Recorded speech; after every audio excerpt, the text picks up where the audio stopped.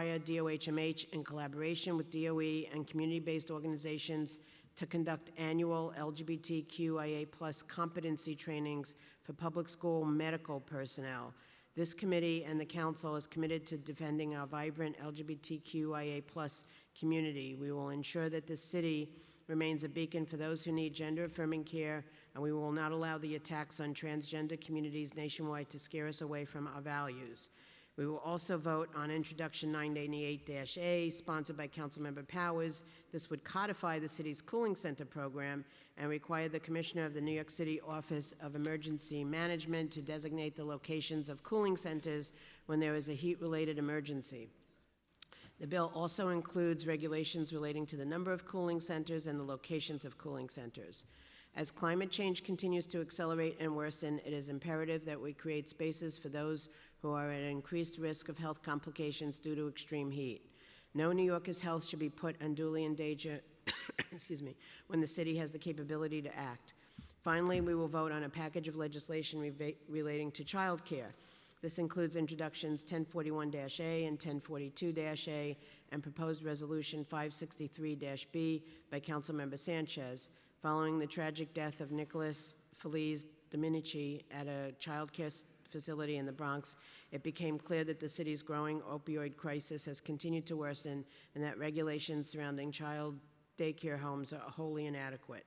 These pieces of legislation will seek to address this by urging the state to tighten regulations and improve inspections at child daycare facilities, and by requiring the city to increase transparency around the training child care inspectors receive and the rights of parents whose children are cared for in these facilities.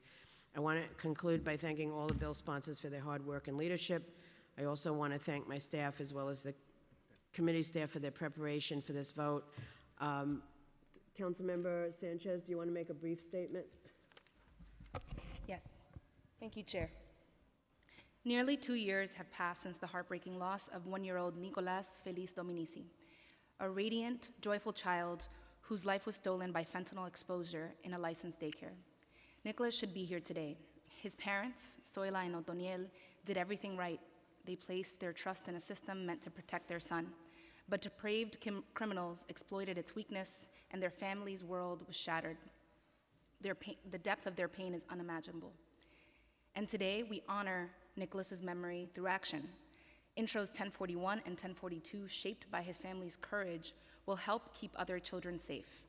1041 will inform parents of their rights in daycare facilities, and 1042 will require public reporting on inspector training, strengthening oversight and transparency.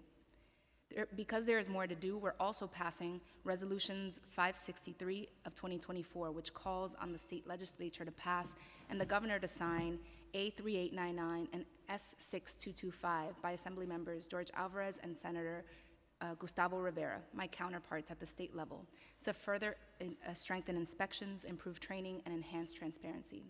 Thank you, Chair Schulman. Thanks to Speaker Adams, and also, of course, to prosecutors whose work has already secured over 100 years of prison time for those responsible. Nicholas's light will never fade. In his memory and in solidarity with his family, we will keep working until every child is safe and no parent has to bear this kind of pain. Thank you. Does anybody else want to make a statement, or we're good? Okay. Clerk, we are ready to begin the vote. Good morning. William Martin, Committee Clerk. Roll call vote, Committee on Health. All items are coupled. Chair Schulman. Aye. Gennaro. Aye. Thank you. Feliz. Aye on all. De La Rosa.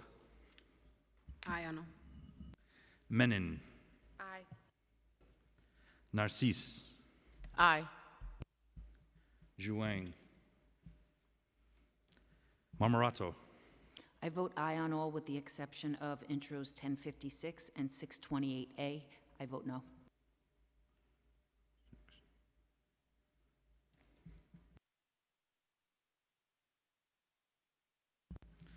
Ariola. I vote no on intros 1056 and 628A, and aye on all the rest. With a vote of 8 in the affirmative, 0 in the negative, no abstentions, all items are adopted with introductions 1056A and 628A are adopted by the committee with 6 in the affirmative, 2 in the negative, and no abstentions.